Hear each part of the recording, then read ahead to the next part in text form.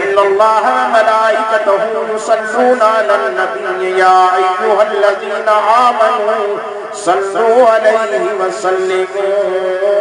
तस्लीमा। दिल की मोहब्बत साथ दुरूद शरीफ। अल्लाहुम्मा सल्लि अला मुहम्मद व अला आलि मुहम्मद कमा सल्लैता अला इब्राहीम व अला आलि इब्राहीम इन्नका हमीदुम मजीद। अल्लाहुम्मा बारिक अला मुहम्मद व अला आलि मुहम्मद कमा बारकता अला इब्राहीम व अला आलि इब्राहीम इन्नका हमीदुम मजीद। सबसे पहले मशीयत के अनवार से हुजूर जी आशिकन जा चप चुरन बाकिर के बयान कर। सबसे पहले मशीयत के अनवार से नक्शे हुए मोहम्मद बनाया गया, फिर उसी नक्श से लेके ताबानियां बज़्म कौनो मका को सजाया गया। तो हशर का मुझे क्या डरे कासिम, मेरा आका है वो, मेरा मौला है वो, जिनकी झोली में जन्नत सजाई गई। तो बनाई अल्लाह ने क्या सोनी सूरत मोहम्मद की, बनाई अल्लाह ने क्या सोनी सूरत मोहम्मद की। हुई आशिक वो जिसने देख ली सूरत मोहम्मद की। तो कमाल हुस्न यूसुफ पर फकत आशिक जुलेखा थी। खुदा की खुदाई जिसमें आशिक हो वो सूरत है मोहम्मद की। तो मुसलमानों को जब जन्नत के दरवाजे पे रोका जाएगा, हुक्म होगा कि जाने दो ये उम्मत है मोहम्मद की।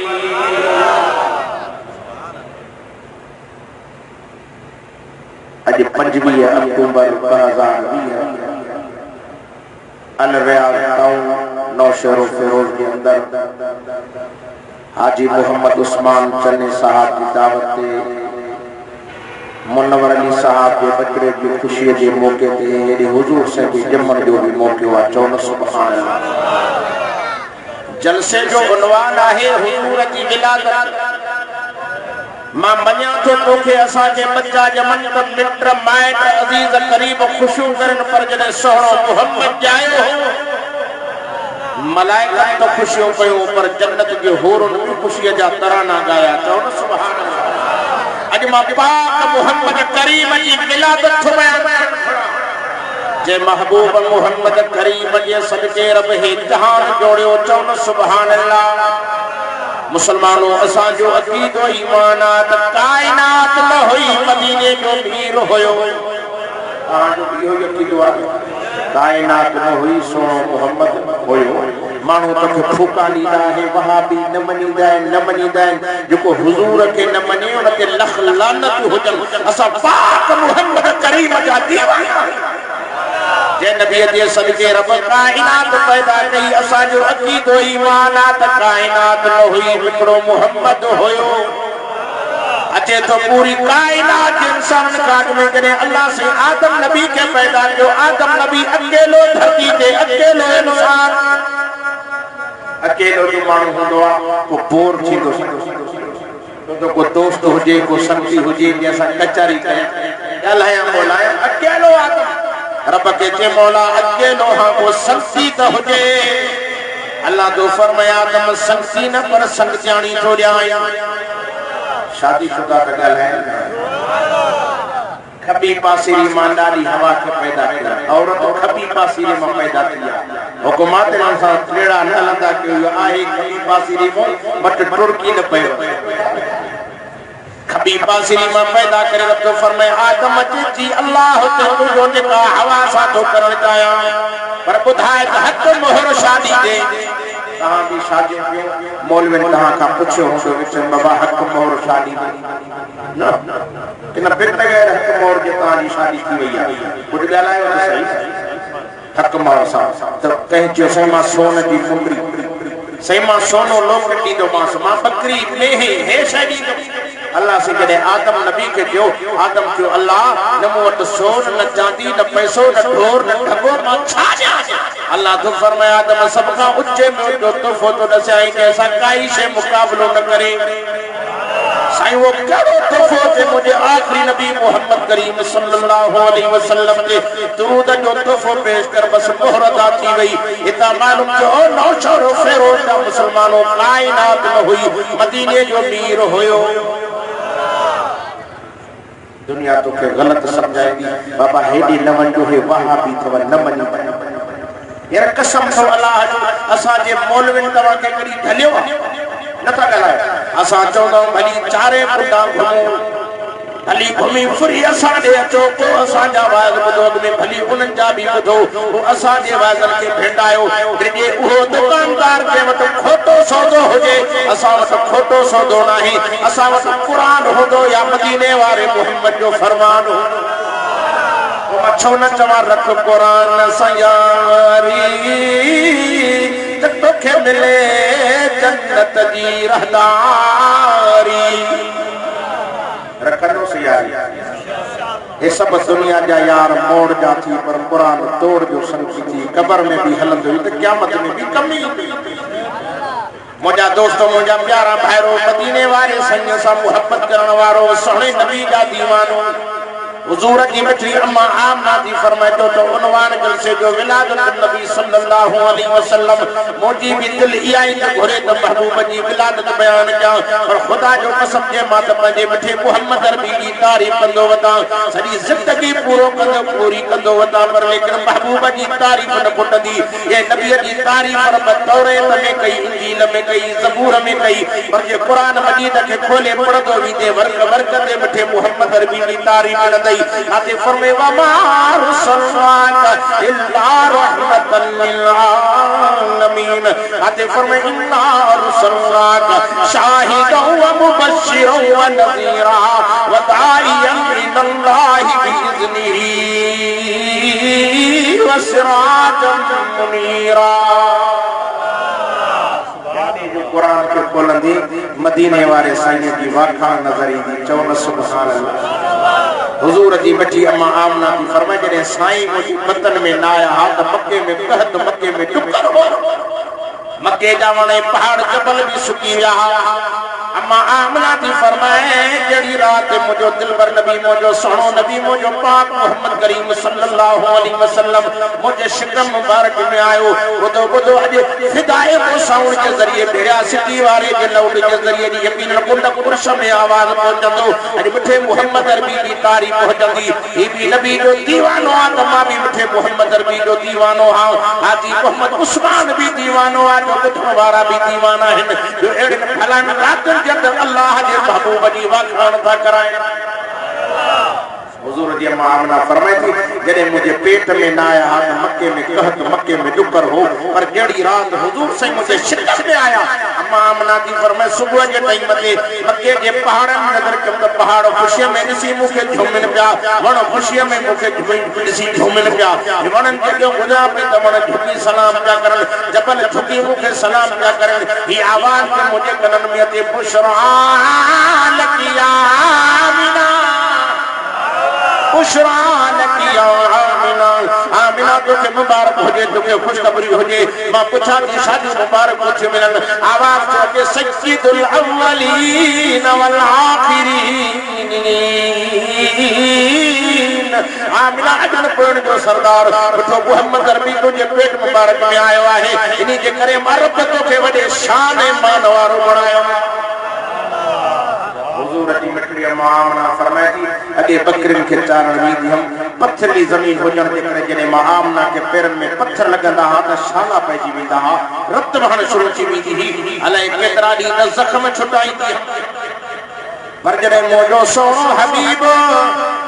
नबियन जो नबी, इमामुल अंबिया, रईसुल अंबिया, खतीबुल अंबिया, सवा लख नबियन जो ताज मिठे मोहम्मद अरबी नबियन के सरदार नबी जो मोटे पेट मुबारक में अचण थियो। जॾहिं आमना जी फरमायो अल्लाह पथरीली ज़मीन ते पैर पे रखा त धरती रेशम में पट खां वधीक नरम पई थी वेंदी। तव्हां बकरियूं ॾिठियूं हूंदियूं, धनार चारींदो आहे, धनार पोयों हूंदो आहे, केॾा ॾींहं हूंदो आहे। कुछ तहां भी ॻाल्हाईंदा आहियो धनार पुछिया न तहां भली नचारी हुजनि पर ॾिठो त हूंदव पाक नबी इमाम लंबिया जी अम्मा थी फरमाए मां बकरिन जे पोयो हलंदी हुअमि सॼो ॾींहुं बकरियूं मूंखे भॼाए भॼाए थकाए छॾींदियूं पर जॾहिं सुहिणो नबी मुझो दिलबर नबी मुझे शिकम में आयो अम्मा आमना थी फरमाए बकरिन के कुटे कुटे अॻियां क्या पर बकरियूं हेठि वेही आहिनि उथनि ई न अम्मा आमना फरमाए थी मां परेशान थी इशारो थी आमिना अॼु खां वठी बकरियूं तुंहिंजे अॻियां न हलंदियूं तुंहिंजे पोयों हलंदियूं छो त सय्यदुल अव्वलीन वल आखिरीन आमिना अॼु न पोयनि जो सरदार मिठो मोहम्मद अरबी तुंहिंजे शिकम में आयो आहे इन जे करे मां बकरियुनि जे दिलनि में बि हया विहारे छॾियो आहे अॼु खां पोइ बकरियूं तुंहिंजे अॻियां न हलंदियूं तुंहिंजे पुठियां हलंदियूं जाॾे तूं ईंदीअ बुख ते हूंदियूं उन ते हूंदियूं पर तुंहिंजे पोयों हलंदियूं नारे तकबीर नारे तकबीर शान मोहम्मद मुस्तफा शान मोहम्मद मुस्तफा नारे तकबीर हुजूर जी मछली अम्मा आमना थी फरमाए अगे खूह ते भी थी हम रसोडो में विधी वडी तकलीफ सां पानी कढी करे बकरन के पियारी हम जने मोजो सोनो महबूब नबी मोजो दिलबर नबी मोजो पाक मोहम्मद करीम सल्लल्लाहु अलैहि वसल्लम मुझे बदन मुबारक में आयो इधर फरमाए थी खूह ते पहुत रसो भी के डोल भी के पानी कढी बकरन के पियारिया इशारो थी आमिना से खणी की जरूरत ना है डोल खणी की जरूरत ना है तो सय्यदुल अव्वलीन वल आखिरीन आमिना जो सरदार मिठो मोहम्मद अरबी तुझे पेट मुबारक में आहे हेठ कीअं तोखे निवाया हेठ तोखे कीअं झुकाया हाणे खूह ते भी पानी के इशारो कर तुंहिंजो कम तुझे कदमनि में पानी पुॼाइण में रब जुल जलाल जो कम आहे ये सोनो नबी है दिलबर नबी है आमिना जो लाल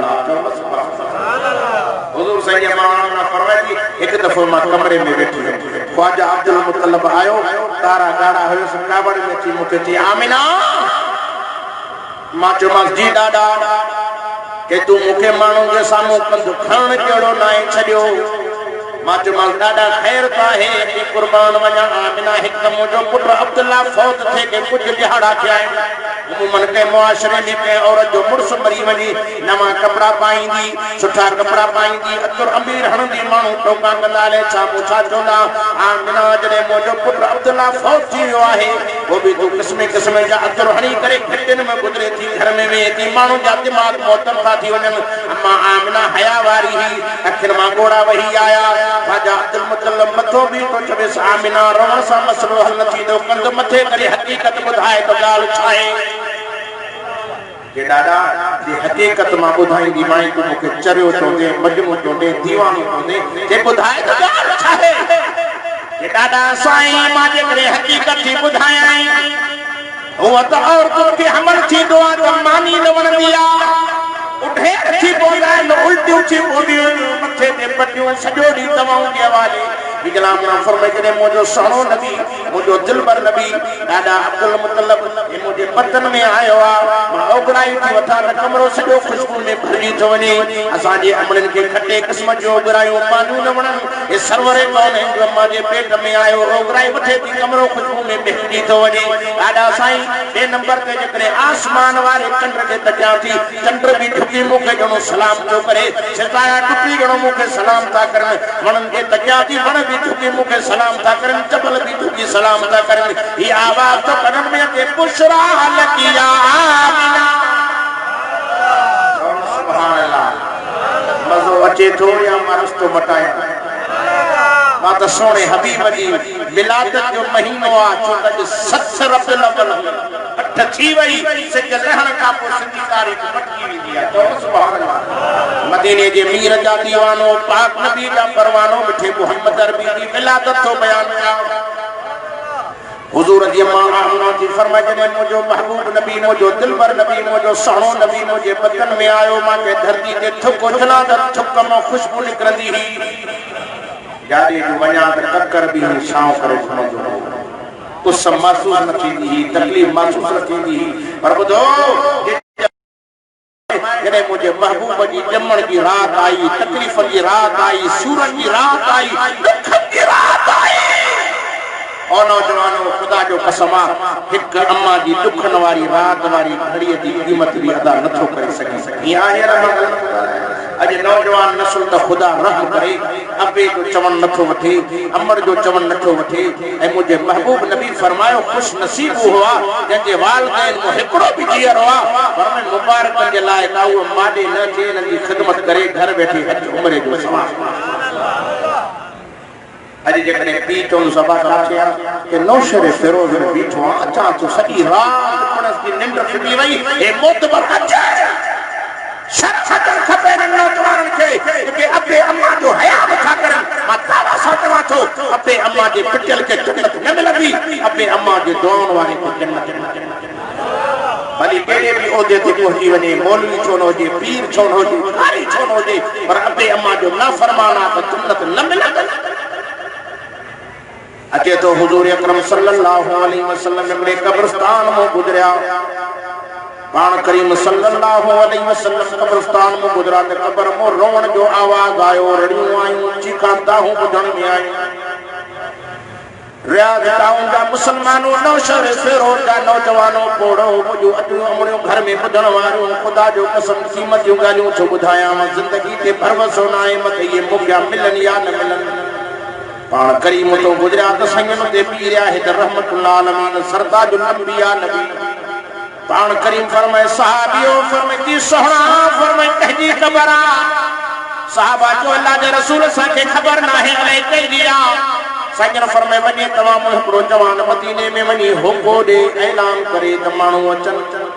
आने को मानू ऐलान करे अब कब्रिस्तान फलाने में बाह लगिया कब्र में बाह लगिया तो ना बाबा ए असा जो वास्तु ना असा जा मैट में ना असा जो कड़ो अगे जमाने में मानू में हमदर्दी यानी हमदर्दी हली में बहरहाल अचे तो हजारन में मानू कन छिया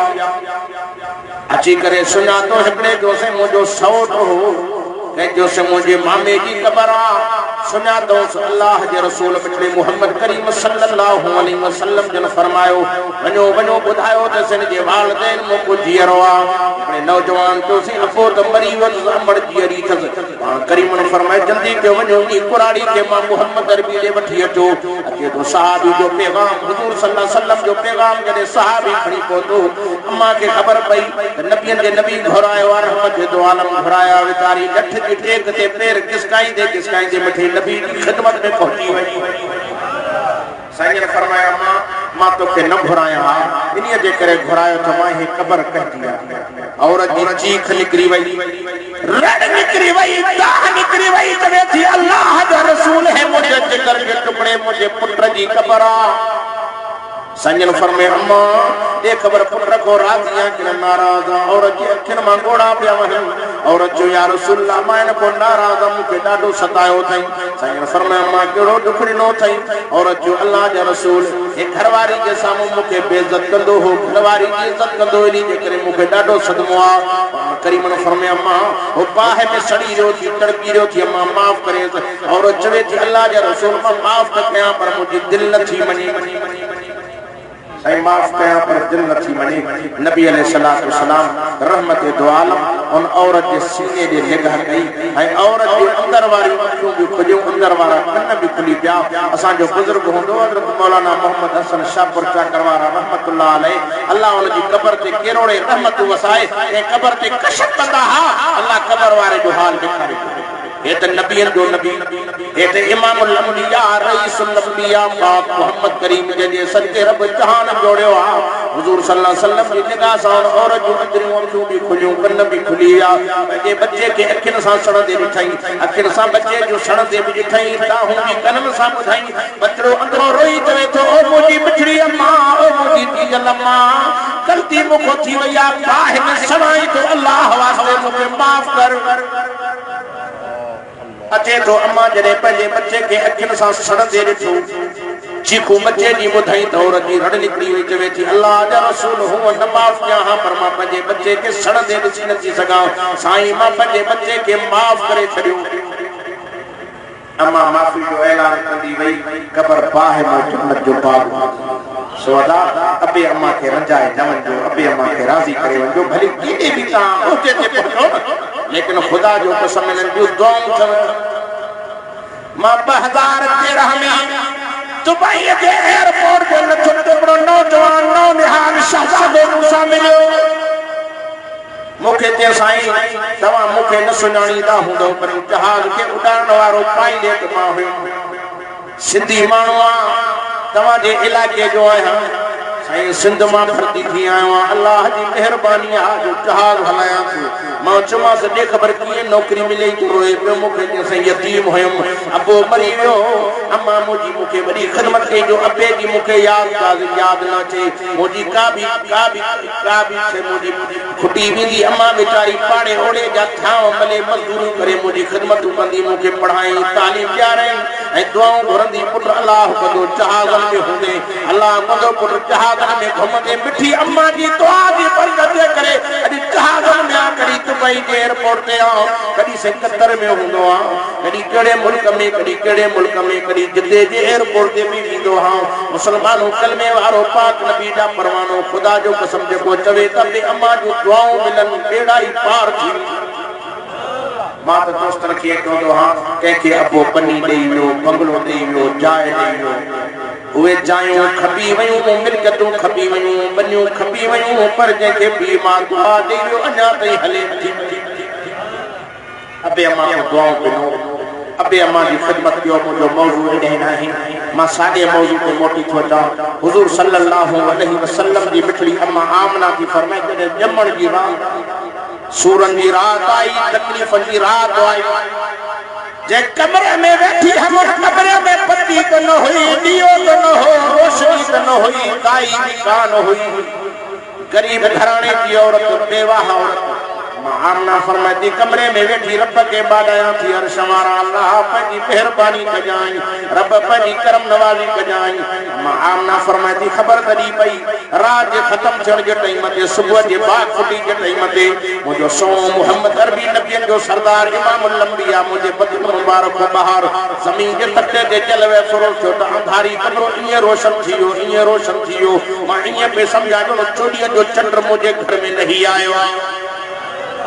अम्मा आमना फरमाती मां सोचम के पाड़े वारे के रहम आयो आ, वो पत्ती बारे हो आ, वो दियो बारे हो आ, ये तो तक्या पत्ती की रोशनी ना है, दिए की रोशनी ना है, साईं के चेहरे में नूर जो लाजू निकल। मां शाम जो बारे वक्त साद सापई हुजूर की मिठी अम्मा आमना थी फरमाती है तू साईं जायो पाक नबी इमामुल अंबिया जायो। अम्मा फरमाती जमन सा सिर सज्जे में रखी बैतुल्लाह दे मुंह मुबारक क्यों गणती में पइजियम तो बैतुल्लाह में 360 पुत्र रखल होया। अम्मा फरमाती मां सोचा भई अले कड़े पुत्र जगो झुकोले लाज जो झुकोले मनाज जो झुकोले उजा जो झुको। अम्मा आमना मुटका मटी मोहत घराने दी फरमाती हिय जो तकिया साईं जा प्यारा च मुबारक चुरन पिया। अशद अंगुर भी मथे लगी थी पढ़न था अशहदु अल्लाह इलाहा सुभान अल्लाह कोया नथा करन कसती लगे नबी जमन सा तौहीद जी प्रचार के गैर जे दर ते न एक रब जे दर ते जणो हिनिय पे चवे मां पूरी दुनिया को राबता कटाए मां मोहम्मद करीम हिक रब सा तवा जो नातो जोड़ आयो। मच्छो न जमा तौहीद की अमानत सीनों में है हमारे, आसान नहीं मिटाना नामो निशान हमारा। ये तो माली दा कम है पानी पावना आते भर भर मशका पावे, बस कम है मेरे अल्लाह दा फल लावे या न लावे। हारी जो कमा हर हलान पे छटन पानी जन फर लगान मर्जी कह तो अल्लाह जी असाजो कमावाए करे नसीहत तो तवा की ये अंदर वाली दरी के खोले इन अल्फाजन के जारी दो इंशाल्लाह पेड़ा पर जे जिद्दियत में रही हुई दो तो भाई जहां तबाह थी। मां दुआ करना आयो अल्लाह से हक समझण की तौफीक अता फरमाए। मां तो दोस्तन के इयो चोदो हर जलसन में वाजन में चोदो यार तवा के केर तो गुमराह करे जदे कुरान दे वटा दो क़यामत तक तो गुमराह न थी। कुरान पढ़ दो वन माना कर दो वन छद फलन मौलवी की पर खुदा जो कसम रब के सिरात मुस्तकीम अता फरमाए। हुजूर जी मिठी अम्मा आमना जी फरमाए जदे मुझो सहणो नबी जो आयो मां पाक नबी दे चेहरे अनवर दे दीदार जो मुझी रड़ निकली वई। अल्लाह मां दुनिया जा हसीन बच्चा ॾिठा पर पंहिंजे बच्चे मोहम्मद अरबी जहिड़ो सोनो ॾिठे मां ॾिठो न आहे। एतिरे ते हुज़ूर साईं जो चाचो अबू तालिब आयो, सोणे अलीअ जे अबे हुज़ूर साईं जे चेहरे खे ॾिठो, उन जी बि रड़ निकिरी वई। अल्लाह अल्लाह मां बि दुनिया जा हसीन ॾिठा पर पंहिंजे भाइटे मोहम्मद अरबी जहिड़ो सोनो अॼु ताईं मां बि ॾिठो न आहे। एतिरे ते हुज़ूर साईं जो ॾाॾो अब्दुल मुतलिब आयो, नबी साईं जे चेहरे खे ॾिठे, उन जी बि रड़ निकिरी वई। अल्लाह मां बि दुनिया जा हसीन ॾिठा पर पंहिंजे पोटे मोहम्मद अरबी जहिड़ो सोनो अॼु ताईं मां बि ॾिठो न आहे। एतिरे ते रब से फरमाए जिब्रील अची जी किया या रब जी मुंहिंजा सोहणा अल्लाह छा फसलो आहे, जल्दी कर देर न कर, ज़मीन जे तख़्ते ते लही वञ। जेको मुंहिंजे खज़ाने में हुयो ई हिकिड़ो मोती, जे मोतीअ जे करे काइनात पैदा कई अथमि, ओ जिब्रील तूं बि लही वञ, उहो आमिना जी झोली में ॾिनो थो वञ, तूं बि उन्ही जो दीदार करे आ। जिब्रील अमीन हेठ लही आयो, पाक नबी जे चेहरे ते नज़र झुके तो जिब्रील जी भी रड़ निकली वई। छा पियो चवे कल्लब्तु मशारिकल अर्ज़ व मगारिबहा लम अरा अहद अहसन अजमल अकमल अतहर अतियब मिन मुहम्मदिन सल्लल्लाहु अलैहि वसल्लम। जिब्रील अमीन भी जणो हीअं पियो चवे, ओ सोना मुहम्मद करीम, मां त मशरिक़ बि ॾिठी, मां त मग़रिब बि ॾिठी, मां त आदम नबी बि ॾिठो, मां त यूनुस नबी बि ॾिठो, मां त दाऊद नबी बि ॾिठो, मां त यूसुफ नबी बि ॾिठो, जंहिंजी दुनिया में हुस्न जी हाक हुई, पर सोना मुहम्मद करीम तो जहिड़ो सोनो हिते मां बि ॾिठो न आहे। तूं त हसीननि जो बि सरदार आहीं, हसीननि जो सरदार पाक नबी मिठो मुहम्मद असांखे मिलियो आहे। चओ न सुभान अल्लाह। हुज़ूर साईं जी अम्मा आमना जी अखियुनि मां ही लुड़क जारी, मथे मुंह करे चवे थी अर्श वारा अल्लाह मुंहिंजे बचड़े खे यतीम करे पैदा कई, जी अबो हुजे। वो बाजार में किस्मे किस्मे रांदीकड़ा वठी अचे सा ता असांखे बि दादला ॿार ॼमंदा आहिनि, पोइ वठी वेंदा आहियूं नौशहरे मां, न वठी वेंदा बाजार में वठंदे, हैदराबाद वेंदे, कराची वेंदे, के मूंखे लाडलो पुट ॼायो आहे। रब साईं खे चवे थी मौला अबो कोन्हे, रांदीकड़े जी ज़रूरत पवंदुसि त केरु वठी ॾींदुसि। अर्श वारे रब ॼण हीअं चुस आमिना हिनखे रांदीकड़े जी ज़रूरत न पवंदी, जे पइजी वञे से पोइ बेवाह मां काॾे वेंदमि। अर्श वारे रब ॼण हीअं चुस आमिना हे मामूली बच्चो न आहे, हिनखे रांदीकड़े जी ज़रूरत पइजी वई त मां अर्श वारो रब 24 जो चंड लाहे ॾींदो, मां वेठो रांदि खे। पाक नबी इमामुल अंबिया लंडा अशद आंगुर सा चंद्र के ही इशारो करे त चरे ही भजे, ही करे त ही भजे, तो यो भी मुस्तफा जो अबू जहल हुजूर ले आयो, जैसे कलमो चंद्र तो मोहम्मद की गवाही दे नबूवत की, मां कलमो पढ़ा, अशद आंगुर मथे जो चंद्र पट पड़ती आयो। चौ पर अबू जहल चंद्रो हो सियाणा तो चंद्रो बार पीछे में पधरो सुमारे सिधो तो सुने नका गलाए, ओने भागो मुंड खा चंद्रो हो, उनके हिदायत नसीब भी न हुई, पर नबी सोने की दिल करे पई, जेकर इहो भी कलमो पढ़ी मां सां गॾु हले, पर हिदायत कंहिंजे वसी नथा गलायो यार। मिठे मोहम्मद अरबी जा दीवानो, पाक नबी जा परवानो, सोने नबी सां मोहब्बत करण वारो, उन महबूब इमामुल अंबिया जी विलादत जो बयान किया। मड़ आमना फरमाती मुझो लाल मुझो सोनो मोहम्मद जायो, मुझा दुख लही विया। मां आमना फरमाती वरी रब खे ॼण हीअं पई चवे, ओ अल्लाह रांदीकड़े जो मसलो हल के पर नंढो ॿार घुमण फिरण सिखंदो आहे, बाबू पंहिंजे बच्चे जी आंगुर खां वठी उनखे शहर जूं बाज़ारूं घिटियूं घुमाईंदो, बनियूं घुमाईंदो। रब्बा जे मुंहिंजे बच्चे खे सैर तफरीह जी ज़रूरत पइजी वञे, पोइ केरु घुमाईंदुसि, केरु घिटियूं घुमाईंदुसि, केरु आंगुर खां वठी घुमाईंदुसि। अल्लाह से कुझु आमिना हिनखे सैर तफरीह जी ज़रूरत न पवंदी, साईं जे पइजी वञे त पोइ मां काॾे। रब साईं ॼण हीअं चुसि आमिना दुनिया वारनि जा बच्चा धरतियुनि वारनि धरतियुनि जो सैर कंदा आहिनि, जे तुंहिंजे बच्चे खे सैर जी ज़रूरत पइजी वई त मां अर्शनि जा सैर कराईंदमांसि। सुब्हानल्लज़ी असरा बिअब्दिही लैला, सुभान अल्लाह ठरी आहे बैठा हीअं रेल निकिरी वई। सुब्हानल्लज़ी असरा बिअब्दिही लैलन मिनल मस्जिदिल हराम इलल मस्जिदिल अक़सा अल्लज़ी बारकना हौलहु लिनुरियहु मिन आयातिना इन्नहु हुवस समीउल बसीर। तव्हां खां पुछां थो कयां, असांजे महबूब खे अर्शद जा सैर न कराइनि, खुदा जो कसम हो रे मूसा कलीम ऐलान तो करे मिंटू तो करे रब्बे अरिनी मौला मुके भजो दीदार कराए मुझे इश्क में मुझो हाथ फाटे रब तो तवे सल्लम तरानी कलीम दिसी न सकते जैसे दिसी विंदम ये दिसंदे मरी वी के मरा त मरा पर तुझो दीदार क्या मूसा कलीम मिंटू तो करे पर बिना खोजे पजे हबीब के मथे तो कराए मूसा कलीम तूर सीना जबल ते चढ़े तो हुकुम तो थे फकला नाले मूसा काडे तो वनी मथे तो ते मुके दिसण जुती त लाए मूसा कलीम तूर ते चढ़े त जुती के लाहण जो हुकुम और जडे मदीने जो मीर अर्श ते तो वनी चौन सुभान अल्लाह पान करीम ने फरमाया मां दिल में ख्याल कयो तो दिल जा राज केर जानी दो आदरी फरमाया इन्नहु अलीम बिजात सुदूर अल्लाह फरमाया तो बाना तमाजे सीना जे राजन के दिल जे राजन के मां जानी दो हां सजन फरमाया तो दिल में इरादो के अल्लाह से मूसा कलीम को तूर सीना जब ते चुकी राहे लाराई मां मोहम्मद अर्श ते वना तो मां भी चुकी त लाहे अल्लाह तो कोन इरादो क्यों अना इरादो मसजो रब फरमाया जिब्रील जी रब जलील के मुझे महबूब के तो चुकी न लाहे एक कलीम नाए हबीबुल्लाह के सदके कायनात पैदा की थम इन मोहम्मद के जो दुकी सुदो मुझे अर्श के मुझे पैगंबर की कदम वारी मिट्टी मुझे अर्श के लगे मुझे अर्श भी शान वारो बन गए तरीके चवण वारे जो न कुर्बे मूसा और है कुर्बे मोहम्मद और है तूर सीना और है अर्श मुअल्ला और है ये तो इस गुल की क्या मुशाबहत इस रुखे रंग लाल से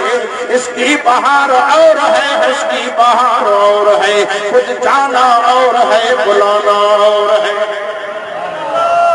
मूसा कलीम पाक तो वनी असांजे पिछड़े नबी की दावत से मिले चौन सुभान अल्लाह मदीने जे मीर मिठे मोहम्मद अरबी दा परवानो हुजूर सल्लल्लाहु अलैहि वसल्लम आया मक्के में बहार आई साईं काथे जाया मासा गलायो मक्के में आया मक्को मक्कतुल मुकर्रमा बन गयो मक्के पाक इलाको हाजन के मालूम पहाड़ी इलाको जाबलो इलाको जबले पहाड़ गरम हुंदो आ मुसलमानों उतो जो बाराड़ी जो ताई जो बाराड़ी शहर की मौसम की फिजा जो फर्क हुंदो आ बाराड़ी में मानो के वण हेठा भी मरे डी गुजारे विंदो शहर में मानो बिजली न हुजे त तड़पंदो रहंदो उतो जो ताई विंदी हूं मुसलमानों कलमे वारो ये अची बारन के खणी विंदी हूं उनन के मजदूरी मिलंदी उजरत मिलंदी ही हर एक गाय मक्के में आई तवज्जो के मुसलमानों कलमे वारो ने मुझे पाक मोहम्मद अरबी के दरवाजे ते आयो खबर पेंद बचड़ो यतीम आदमी तो को जे मोटन पयो एडी यतीम आदमी यतीम जे घर में शामिल दो परन बदनसीब दायन के यो पतो न हो ये यतीम ना है तहदुर यतीम एक यतीम जो भी सरदार चौन सुभान अल्लाह अबाए टेक्टर हमारी दिसो हेड़ो सोनो कुरान में तला दे दीदारी जो पढ़न बुधन त वडो सवाब आ पर मुझे महबूब नबी फरमायो ज़ियारत करण सा सगीरा गुनाह टुटदी अजीज दोस्तों मुझा प्यारा भाईरो मदीने जे मीर मिठे मोहम्मद अरबी जा परवानो हर का दाई मोटी वई आखिर में दाई हलीमा आई हां हलीमा तो जे वक्तन सा केर मुकाबलो बले कमजोर दादी बीमार दादी के चढ़ी मक्के में शाम जो पोती दायू बिलियो पुछन क्यों हलीमा देर करे आई ये छा क्या मुजी सवारी बीमार हुई दादी हलण जड़ी न हुई तके जवन तो हलीमा जो पंध करे त बेकार बड़े रंजा नवा बंजा रही संजा पीरन जा भोतारन जा बार सा खयो था वनो पर हाने मक्को सजो साफ थियो आ पर हलीमा जो दसो मते कान का शय होजे तके जवन जो हलीमा जे कान का शय पुछेगी एकड़ो यतीम बारा तो के यतीम मो शामिल दो मिले न मिले पर यतीम की ज़ियारत कई वना चौन सुभान दाई हलीमा फरमाए सब का आखिर में आयम सब का गोए भी रब खणाए छे अल्लाह हुजूर सही के दरवाजे ते आई अति ही दरवाजो खड़काई अंदरो जवाब तो मिले मन दकल बाब केर दरवाजे ते न हलीमा सुभान अल्लाह सुभान अल्लाह पंद सकर का मां करे आयो थक जी हे पे आए समझो था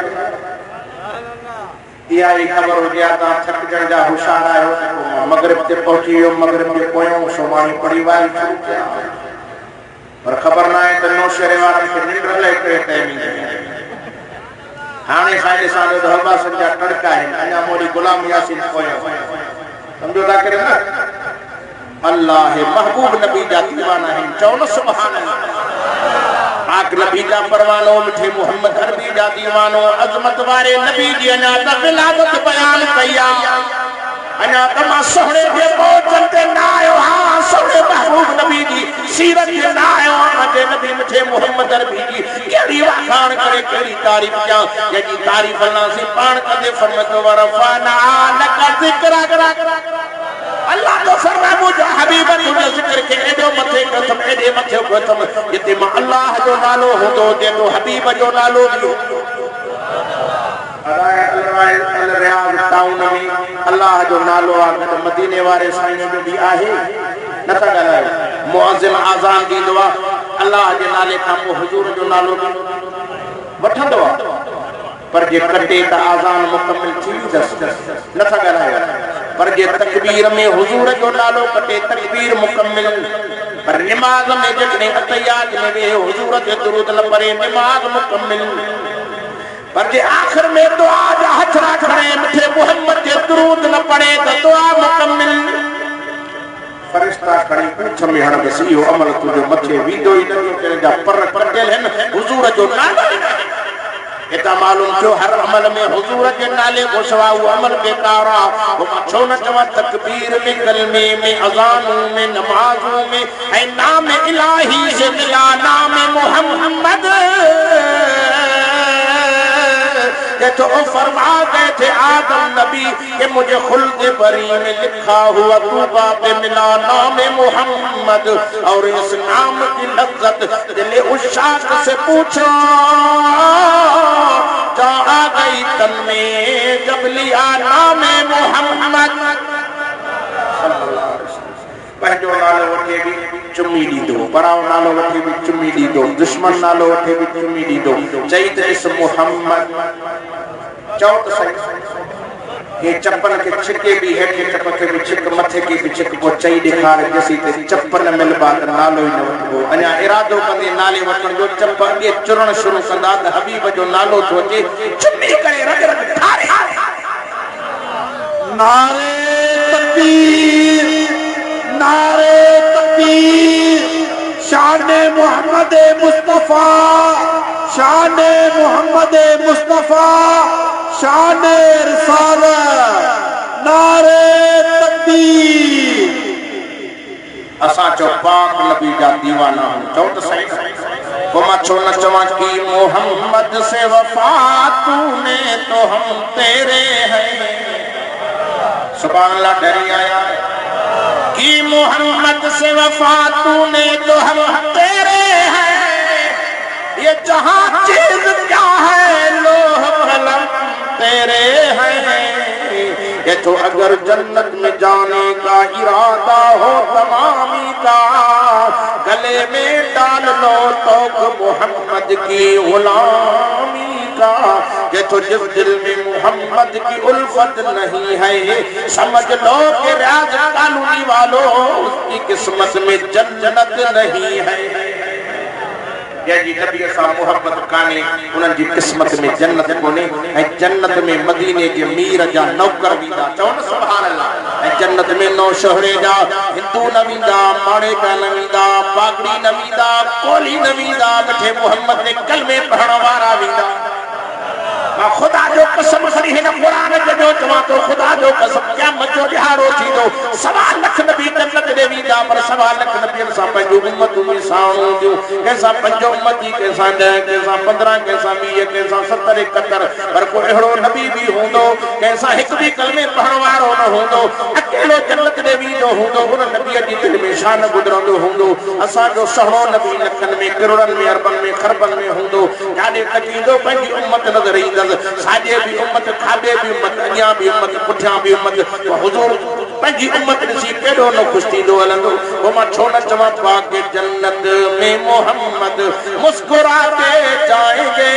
फूल रहमत के गिरेंगे हम उठाते जाएंगे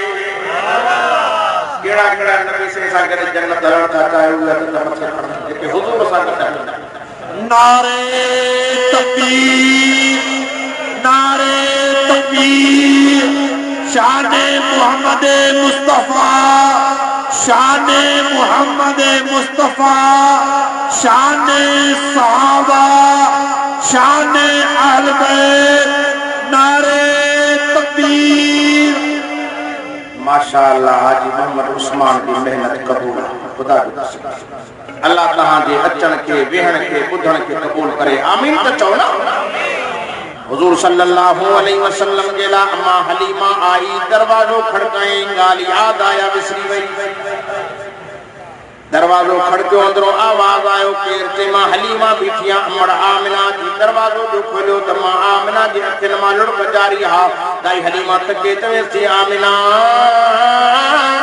तुझे अखिन में पानी आ खैर तो है ये खैरा का गाल ना है न न न औरत जो दुख औरत समझी सके थी बुधाए गाल छाए तके चवे थी हलीमा जे पुछण दी चाहे त गालिया है जो सुबह का वटी शाम ते पूरे मक्के में तायूं घुमियुन बड़े रंजा नवाबन जा सरदारन जा पीरन जा चौधरन जा बार खणी वयूं और जने मुझे दरवाजे पे आयो खबर कर त बटो यतीमा दी तो मोटी वयूं इनी दुख में अखिन में पानी वही आयो आ भली मुझे पुत्र के खणी न वजना पर कम कम मुझे सोहणे बच्चे दी ज़ियारत कयो न जो एड़ो सोहणो अरबन में रब के ॾिनो न आहे जो रब मुखे ॾिनो आ। हलीमा अले तू भी मोटी वेंदी अले ज़ियारत कंदी दाई हलीमा थी चवे मां मोटण वारी ना है मां ज़ियारत करण आई आ चओ न सुभान अल्लाह अच भला दीदार कराया। अम्मा हलीमा फरमाती अंदर जो आया मां ओ फिदाए को साउंड के जलसे में वचन वारो है कुरान की महफिल जो आवाज सरे सरे ते पर नौशर फेरोज जी कुंड कुश में आवाज पहुंचो बुदो बुदो मुसलमानो हलीमा फरमाती अंदर जो आया हुजूर से आराम ने हा साईं जे चेहरे अनवर ते ही सफेद चादर ही। अम्मा हलीमा फरमाती साईं जे चेहरे तो ही जी चादर जो परे कुंद नबियन जो नबी नबुर के पियो साईं जी मुर्क जो ॾिठम त सीने में ठहकी वियो चम त छॾणो ई न पहिरीं झलक पाक नबी इमाम लंबिया के खड़ी भाकुर भी पातम पर हुजूर जे चपन ते चुमियो ई दिनम अमर हलीमा थी तवे बचपन वारी लोहाब साईं ते मुजी चपन ते लगी जिंदगी गुजरी वई चपन मो खुशबू न वई बी बरकत मां हलीमा फरमाए थी साईं के भाकुर पाक में एकड़ो थन्यो मोजो साल जो सुकलो उनी में खीरी गई नो मिठे नबी जो सीनो जी मुझे सीने से टकरायो। अम्मा हलीमा की फरमायो सुकल थन्यो मां खीर हलन शुरू थियो। 3 नंबर ते दाई हलीमा फरमाई थी सब का आखिर में पहुंची में रात थी वही जोड़ी की रात हुई चंद्र भी चमके पे पर साईं जो चेहरो भी चमके पियो। अम्मा हलीमा फरमाई थी आसमान वाले चंद्र दे तके साईं जे चेहरे दे तके मज आसमान वारे चंद्र के जमीन वारे चंद्र सा भेद गया हूं सोहणो कि नहीं सोहणो आ। अम्मा हलीमा जी तमे आसमान वारे चंद्र में कई दाग नजर आया धब्बा नजर आया और दिलबर के चेहरे में मुखे सदे जो दाग नजर ना दाई हलीमा ते शेर एकड़ो पढ़ियो पर वो अरबी में पढ़ी तो अरबी बोली वाली न चओ न सुभान अल्लाह। इते शाह अब्दुल लतीफ भिटाई घोट रहमतुल्लाह अलैह शेर जो तर्जुमो करे असां सिंधियुनि खे हीअं सम्झायो अमड़ हलीमा हीअं पई चवेसि चंद्र जो ॾींहुं राति जा भली तूं सौ सौ करी सिंगार पर पहुंचे न मुझे पिरीअ खे तोड़े हिला करी हजार तुंहिंजी सभु जमार मुझे दिल पर जो दम हिकिड़ो चंद्र तूं कॾहिं सन्नो थींदो आहे कॾहिं वेकरो थींदो आहे कॾहिं 28 में तुंहिंजे चेहरे में रोशनी लभंदी आहे मुंहिंजो महबूब सदाईं चमकंदो हुजो त क़ुरान खे बि चवणो पियो वक़्तुहा वल्लैलि इज़ा सजा मा वद्दाअक रब्बुक वमा क़ला वलल आखिरतु खैरुल लक मिनल ऊला वलसौफ युअतीक रब्बुक फतरज़ा अलम यजदिक यतीमन फआवा। ए मदीने जो घोट थी चओ न सुभान अल्लाह। ए आमिना जो लाल मिठो मोहम्मद करीम हलीमा फरमाती साईं की भाकुर में झली वेठी हम आमिना जो हलीमा हाने मुखे पंजो पुटो वापस करे दे। दाई हलीमा थी चवे सामना हे मोटाइण जड़ी शय ना है की मोटाइण है हिन जो बरकत मां